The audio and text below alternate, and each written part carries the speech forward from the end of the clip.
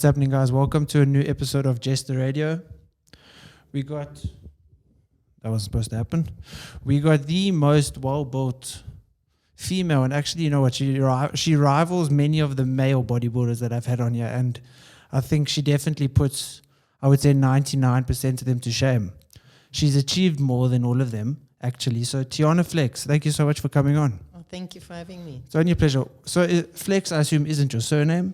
No, it's just it's sort of a nickname surname. Like a stage name? Yeah, that's what it.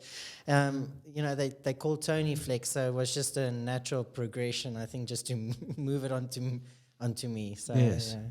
So IFBB Pro, when did you get your pro card? It was in 2019 at the first Big Man weekend that they held in South Africa. Okay, so I also did that show. Yeah. All right. Yeah. And what category is that? Well, I did two categories. I did women's physique, which I won overall, and then I did the women's bodybuilding as well, which I also took overall in that. So, yeah, hopefully I'll get to do my first pro debut. They say, according to what's happening now, judging-wise internationally, I do look more bodybuilding. My muscle density is too much. So, yeah, that is what we're going to try and do this year. And that shows in November? That shows in November, yeah. So that's roughly like 7 weeks 7 weeks now. Okay. Yeah. And that's Romania, no? Romania. Yeah, it's the Romanian Muscle Fest in Bucharest. Okay.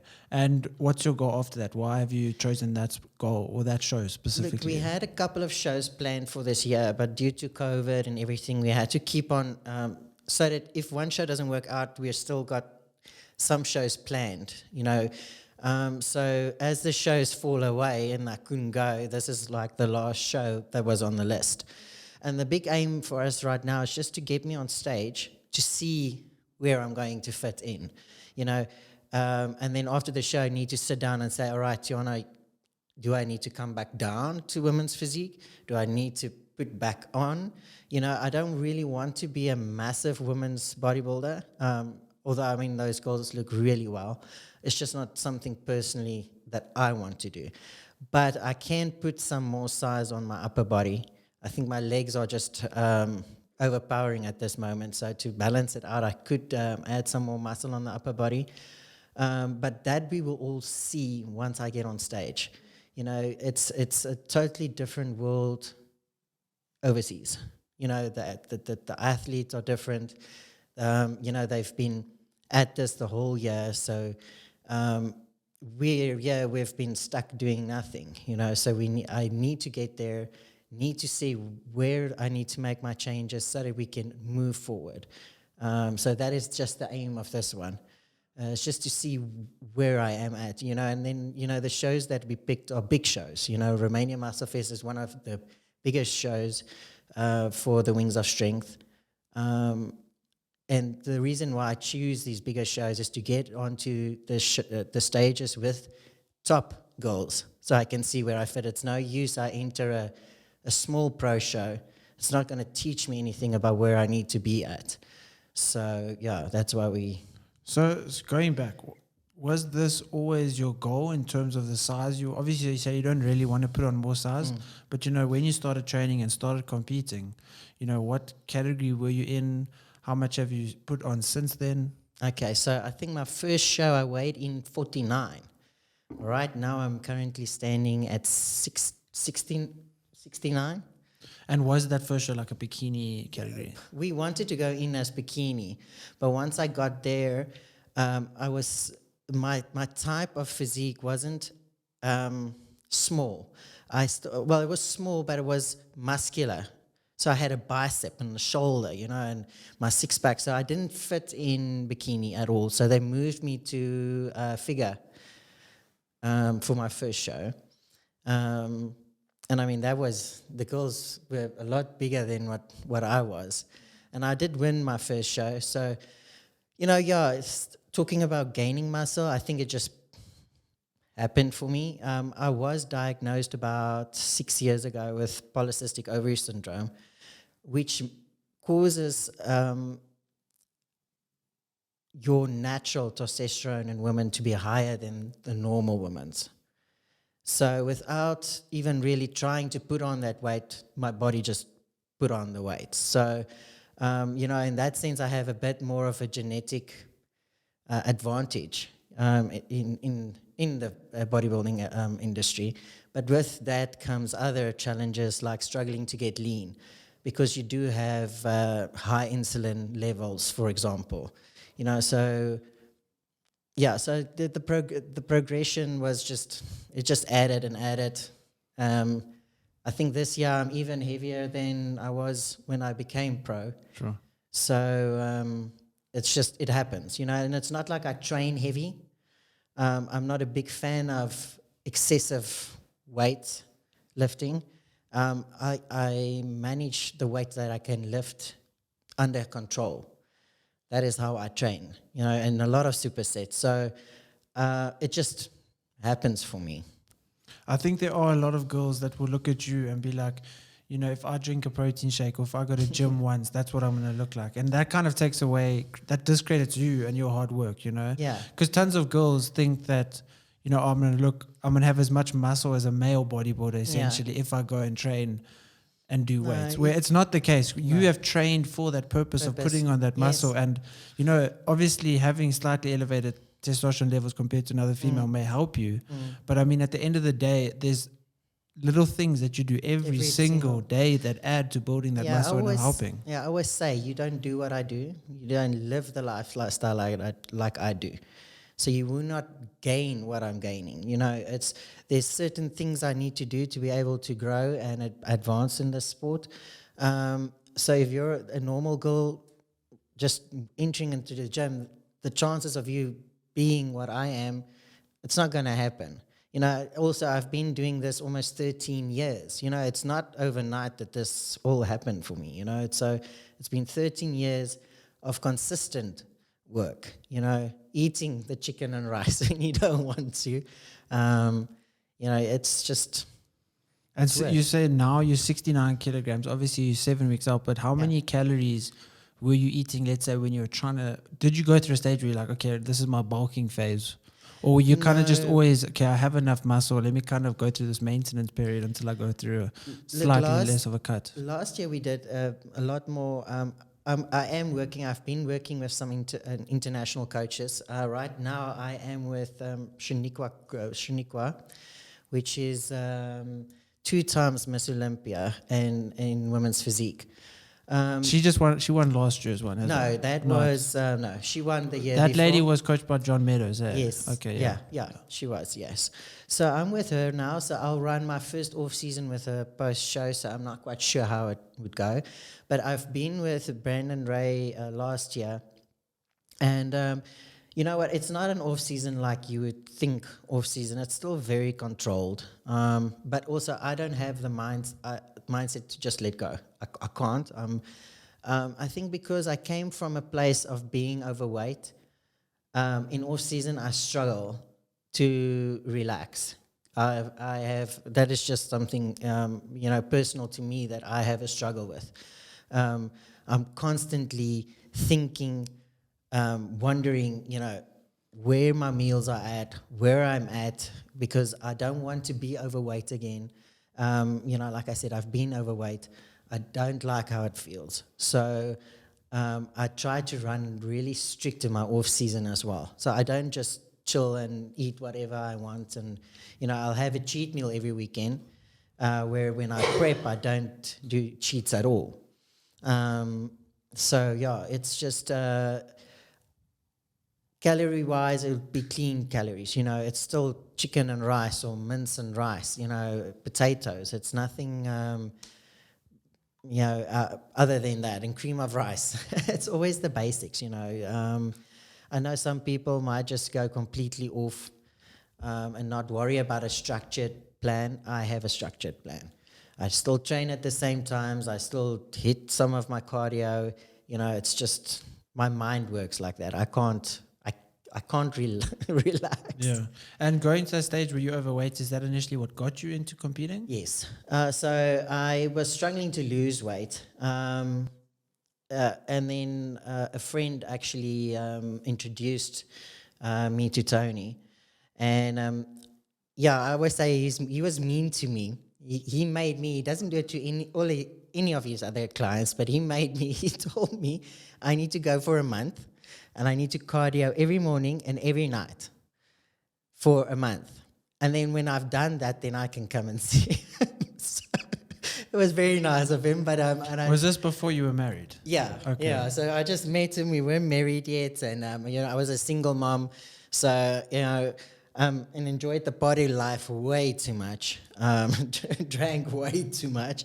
We all do that at 25, 26 years old. So I ended up starting with Tony. I went back to him. I said to him, listen, yeah, I cardioed, like you said. And obviously he knew because he was in Planet as well, or Virgin Active that time. So, he saw me there, so he can't say I didn't. And I started training with him. And then about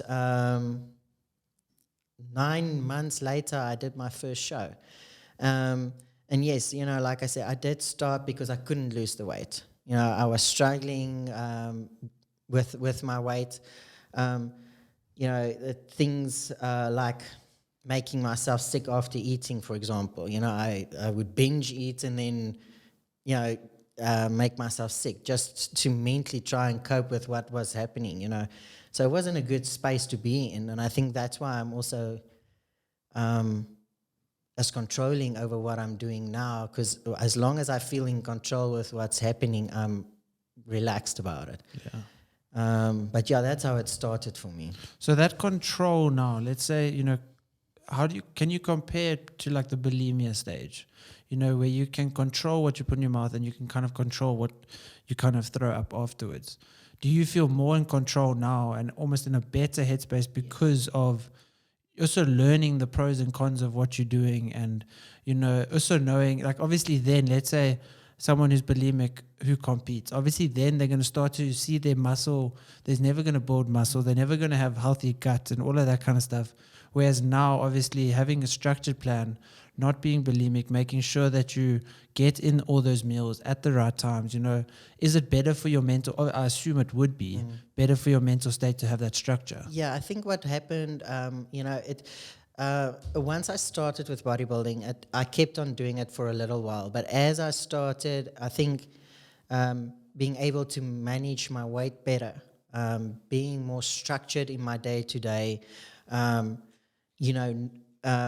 also socially, it had a big, it also has an effect on you socially, because most of the time I'd go out with friends and overeat and then have to come back home and go, what did I just do? Yeah. Because of this fear of being overweight, you make yourself sick, So right now, at this point in my life, I mean, it's something in my past, but I think still, have to manage my life the way I do is keeping me away from that. Keeping my body in check in off-season, I think, has a big influence on it as well. I don't get too fat, so I don't get too insecure about where I am at. And going through that like transition period when you first started competing, were you able to beat the bulimia before starting like the prep for your first show, or did you suffer a little bit from it during? No, it did run into each other. It took me at least a year or two after starting to competing before I actually mentally got myself out of that those situations. So it wasn't just okay. Now you started and it's fine. I think it's a little bit more deep rooted. And because there's tons of girls that still compete today that suffer the exact same way you used to suffer. Yeah. And what kind of got you, progressing and beating the bulimia? I think the big thing is just managing when I do not managing what I'm eating when I'm not on if I have a cheat meal, for example. Not to go over excessive on a cheat meal, make you feel uneasy with what you have eaten. I always say, see where your faults lie. If you like snoozing your phone, don't put your phone next to your table when you're sleeping. Put it up so that you need to get up and go switch it off so that you can start off your day. So the same thing with this is acknowledging that I have this problem, acknowledging what is causing this problem, and then proactively, acting upon getting it better. So once again, like I said, not cheating excessively, not eating all kinds of pastas and pizzas and stuff that my body might need, but my mind isn't in a space where it needs it. So, and that's how I started taking it out. So even till today, I have clean cheats. So I'll have a Nando's with a salad, or a Nando's with veggies, and my treats are protein bars, for example. And with that, if I have that, I'm good with it. So mentally, I'm fine with it. So then I'm fine. But also doing it that way allows you to eat more calories on cleaner or on non-clean cheat days. Yeah. Because obviously you're not having tons of calories on, let's say, a Saturday, that you can space out your meals to have more calories throughout the day and throughout the week. Yeah. That's just, like I said, it's always, I'm constantly in my mind thinking, what is what I'm doing now doing to my body? What am I, it might be a little bit obsessive, I suppose. But I don't think there's But anything in bodybuilding that can't do well in bodybuilding if you aren't obsessed on it. And I mean, you can't do well in anything if you aren't obsessed on it, because nothing has ever been achieved by, half-heartedly trying to work towards something. And, bodybuilding, you can't one day diet and the next day not. Yeah, you are we're a little bit crazy. Yeah, you have to be. We are. And I think, actually saw an interesting post, and obviously people kind of agree, sometimes don't, where, body dysmorphia is a massive part of bodybuilding, it is. And I mean, no matter how lean I get, or no matter how much improvements I make, I still don't think I look good enough. Yeah. And at the end of the day, people might think that is a negative, but it's the same way an athlete. Usain Bolt will watch himself and be like, I didn't run fast enough, or my start wasn't good enough. It's the same thing. It's just not about, your physical appearance, more so obviously with bodybuilding. But, people can construe that as negative, but it's the people that usually aren't in the industry that think it's negative. Yeah, you know what? I also think that if you're like that, you grow. You have to be slightly not happy with where you are so that you can enable yourself to grow. If you're okay with where you are, why would you then put in any more effort? Yeah. So, it's okay. Tony will tell you as well, I'll go, I have my check-in pictures. I'm like, even though I'm 7 weeks out, you'll still find where you need to work, and that's how you get better. So, for me, that's, at the end of the day, that is how you grow. To be honest with yourself, I need bigger shoulders. I need tighter glutes. You have to be slightly critic on yourself so that you can bring your best. No, you have to. I mean, anyone that does well in anything doesn't think they could have done better. Because it's impossible as a human, even working towards something as a professional, to think that you have done it perfectly and how a professional should. And most professionals in any profession know that they could have done something along the way to improve. So now, prepping for this show, have you been doing certain things differently than what you did for Big Man that have shown improvements? You know what? I'm doing less cardio with Shanique. The food is slightly different. I mean, she's got me on whole grain English muffins. Who eats that, But it's working, I've never had that before, I've always stayed to it was cream of rice pre-workout. Now I'm having that. So less cardio. I'm only doing about 45 minutes in the morning at the moment and 15 minutes at night, where I used to do an hour in the morning and then another 45 minutes at night. That is without your weight training. And then her weight training sessions are long.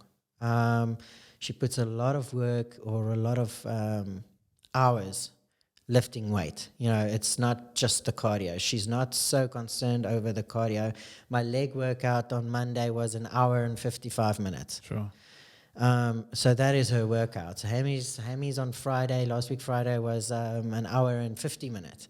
So these big muscle groups take a long time on her program, you know. So that is where her changes. You know, her program is slightly different. And then obviously also the amount of PEDs that we're taking, or, you know, fat burners and all of that is just way less. You know, a lot less stress on the body. Which is good, because I think your body takes so much stress from bodybuilding, and I mean the mental stress as well, that, you know, you're constantly thinking about it. You're constantly worrying, am I getting enough rest? Am I getting enough sleep? Is my training intense enough? Is my diet on point enough? You know, there's all these stresses that play on your mind.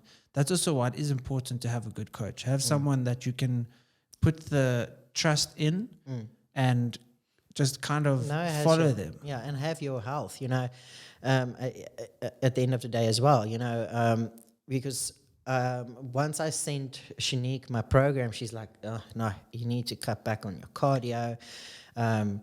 You know, which is a good problem to have, essentially. Yeah, you know, it's not bad, but it puts stress on the body, you know, so you hold back water, you know. And she says, like, her opinion about that is that by the time you get to the show, you have a trouble getting rid of your water. So we'll see how her program will progress now. But all in all, my body is a lot healthier. I feel a lot better. I'm not so I can actually shut down during the day because I start my mornings so early. I like to get back home and just have like a power nap, which I wouldn't be able to do with the cardio and the training where it was, because my body was just overly active. There was just no shutting down. Now I can get home and actually put my head down before I need to get back to gym, go train, and train my, train the clients as well, you know, and then get back home at 7:30 just to be back in bed by 9, you know. So I must say, in that sense, my body has just been a lot more positive towards what the changes she's made. But like I said, I'm excited. You know, it's 7 weeks. We'll see where it goes. Currently, right now, I do think and I feel that I am better than what I was when I became pro. So but it's constantly a work in progress. You know, you're never satisfied. Yeah. So take us through like your average day, you know, waking up, what time is it? What time is cardio? What do you see in clients throughout the day? Like, take us through that, like a professional bodybuilder, so people can understand, you know, the actual dedication that comes to it. Yeah. So my morning starts at 3:30 in the morning, where I get up and I sort Tony's breakfast out of my breakfast, and then I have an 18-year-old son who I also get his smoothies ready for the day before I leave to go do my fasted cardio. From that, I quickly come back home, have my meals, and then get, you know, shoot back to the gym to go train the clients. Sometimes, some days it's until 10, and I come back home, and then I'm a mom, you know, and a wife. You know, I need to prep everybody's food. I need to prep my food. Then I need to do my washing, you know, so you have normal life happening in that time. And then I head back to gym about 3:30, and then I do my training before seeing my clients, and then we normally work until 7. Then at 7:30 I get home. Then I need to do my last cardio session, which is only 15 minutes right now, so it's not so bad. And then I try to get, you know, cook everybody's last meal for the day, and then I try to be in bed by 9 so that I can have at least the 6 hours rest that I need. So yeah, that's my routine, you know, and it's... How many meals in a day are you having now? 6, yeah. 6. And how many calories? I think right now at this moment, I think it's about 1,200. I don't think it's really high. I haven't actually sat down and worked out her calories. You know, they're so different day to day at this moment. I have 2 0-carb days, which is, the calories are non-existing on those in any ways. And then I have two medium calorie days, and the rest are slightly higher, but I mean, it's not crazy, so it's not high. And obviously then these clean refeed days, how often are those in your plan? Okay, so right now they're not in my plan. Prepping for a pro show, you're a pro. It's, you need to work. You can have all these nice meals when you're done. I know it's not. I used to when we were prepping for Spain with Michaela. She did refeed days. So I'll just add some carbs in, when you start looking too flat. But like with Shanique, I haven't had anything, but I also don't have, I have no craving for anything. Her plans are so well balanced that I don't have cravings during the day for anything. So, you know what? It's such a short time that you're working. Just work.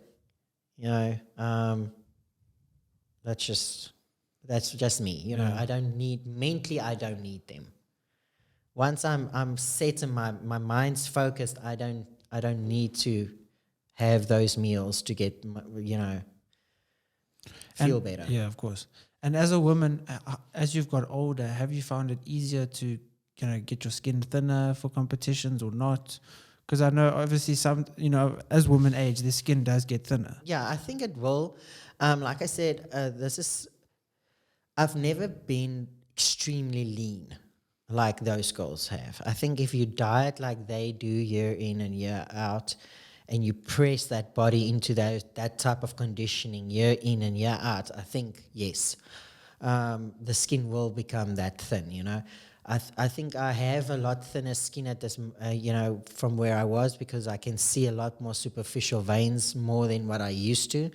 So, yes, I do think with time, and as you keep on pressing and breaking those boundaries within your body, you reach that every year a little bit easier. Yeah. It is easier for your body to get slightly more conditioned each time, because it's understanding, like, yes, when I look like this, I will be okay afterwards, and I will get some sort of food afterwards.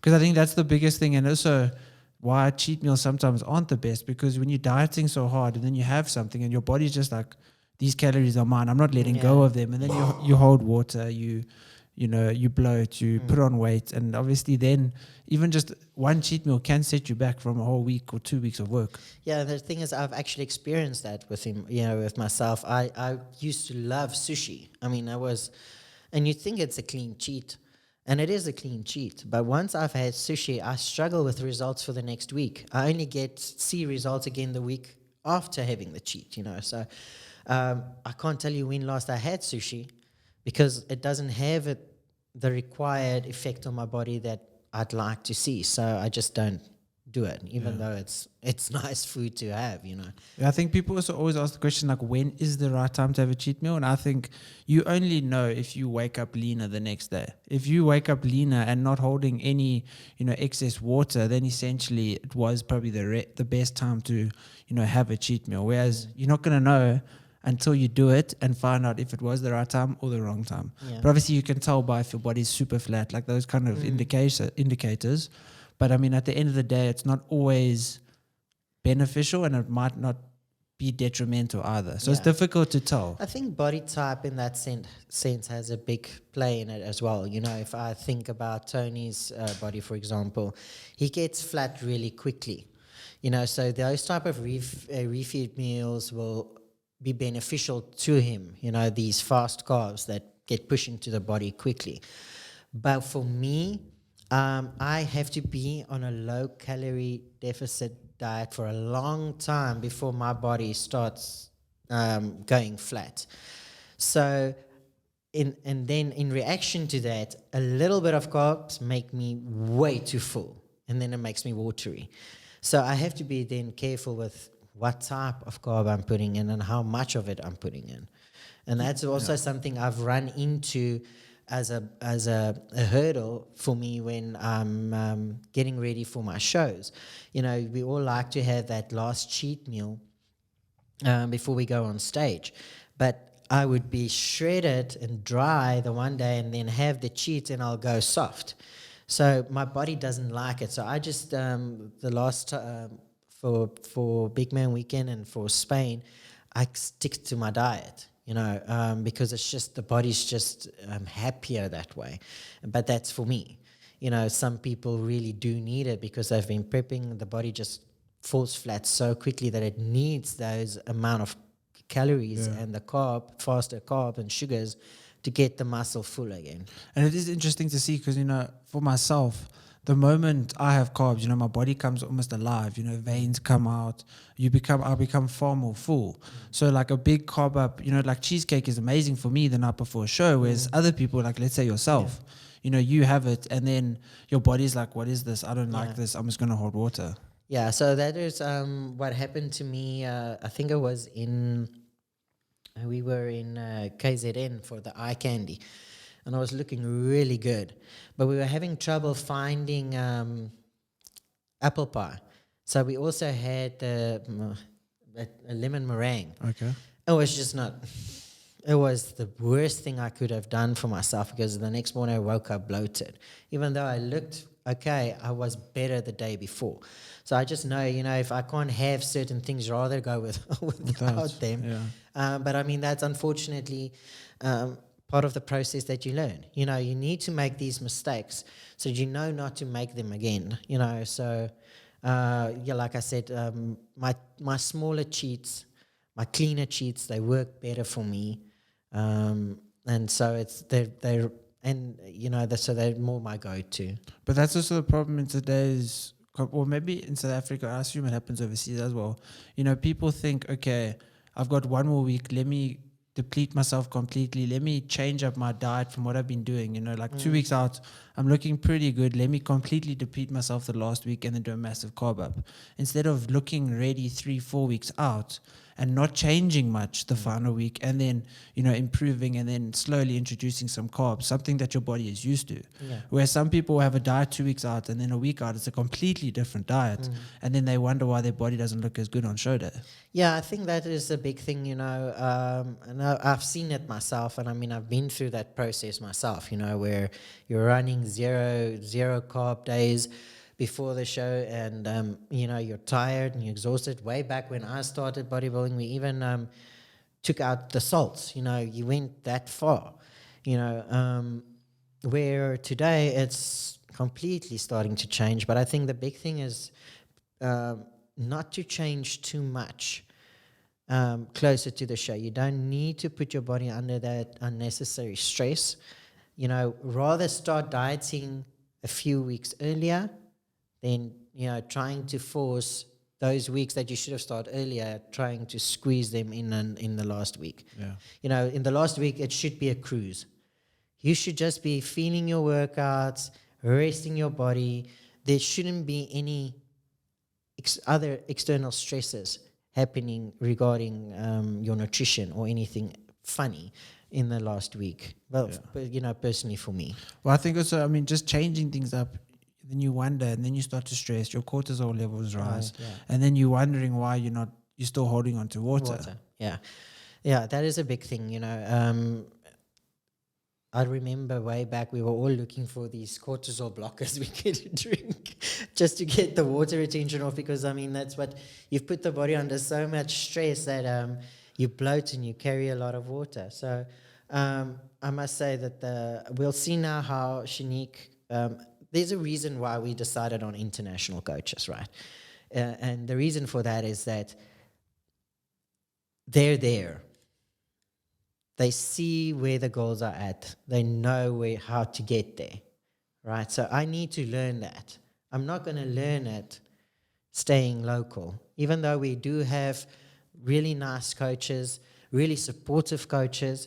I needed to have an input about what they're doing because they're doing something different. We haven't brought women bodybuilders on stage that look like theirs. Not maybe the same for men's physique and men's bodybuilding, but when it gets to women and the conditioning we have on stage, it's not the same quality. I think you're being too kind to the men. I don't think the men look that nearly as good as the men over there as well. So they have to be doing something. So the reason for getting the international coach is to try and figure this out. That's the only way you can bring it here, is so that you need to go there, and bring it here. You know, it would be so nice if we can start putting female or any athlete with that type of condition onto a local stage. And, you know, if they leave here and they go there, they'll be perfect. You know, where right now I have to go and I'm like, okay, I hope I'm I'm going to be, because you win here against a certain type of look. It's not the look that you get there. You know, I've had that when I was WBFF pro. Won the show, got my pro card, ended up going that side and sticking out like a sore thumb because I was just way too big for the goals.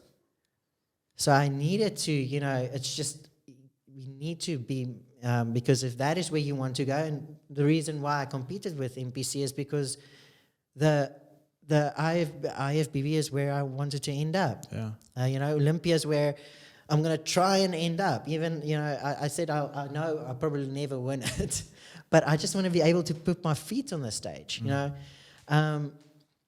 So, you know, you need to grow into those spaces, you know. So that's why we decided to, you know, go with these coaches so we can try and figure out what they are doing differently. But I think, I mean, Einstein says it's madness to to do the same thing and to expect a different result. You know, you have to change things up and to learn and to understand that. I mean, I went to Canada for WBFF as well. And I mean, here, I think I was kind of lucky to win.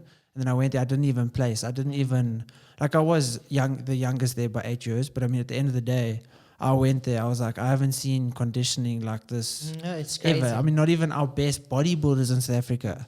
I mean, our bodybuilders in South Africa are like the same size as the men's physique at the Olympia. Yeah. It's just ridiculous, the difference and the discrepancy between what we classify as a pro here compared to what's there. And that's why you working with someone that deals with other pros can obviously be greatly beneficial for you. Yeah, because that's how you're going to grow, you know.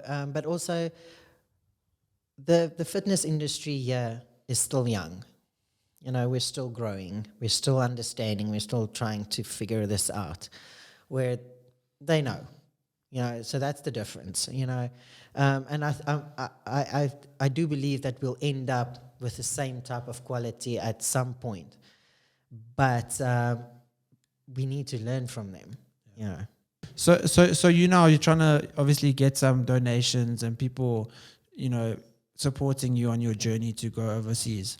So how can people help you, you know, and give you some sort of donation? Yeah, so right now, you know, it's expensive to travel. And unfortunately, there's no pro shows here in South Africa that I can get ready for and compete locally. So I have to pop onto a plane and fly. So, you know, especially in today's economic state of everything, it's a bit disastrous. So, yeah, you know, if anybody wants to get, you know, help with a sponsorship or, you know, I'm open to sponsorships also, or any donations, they can just get into contact. I'll put the link in the video. So on the YouTube description, people can see your PayPal link. Yeah, there's a PayPal link, or, you know, they can contact me directly on my Instagram, for example. If they need to, you know, if they don't want to work via PayPal, we can always send them the banking details or whatever the case might be that they'd be comfortable with. And then, yeah, if they want to get in contact regarding, you know, sponsorships, you know, like I said, we love collaborating and doing stuff like that. But, yeah, so any financial support would be great. It just take, you know, we're both personal trainers. We are, you know, my husband and myself. So, you know, going through the lockdown last year and then ending up on another lockdown this year, you know, so, it'll take a big stress off. Awesome. Well, guys, the link for all of those, Instagram, PayPal, everything is below, so you can obviously check that out. I want to say good luck for the next 7 weeks, and thank you so much for coming on. I really appreciate it. Thanks for the chat. It was fun. Of course. And thank you guys for watching. Cheers.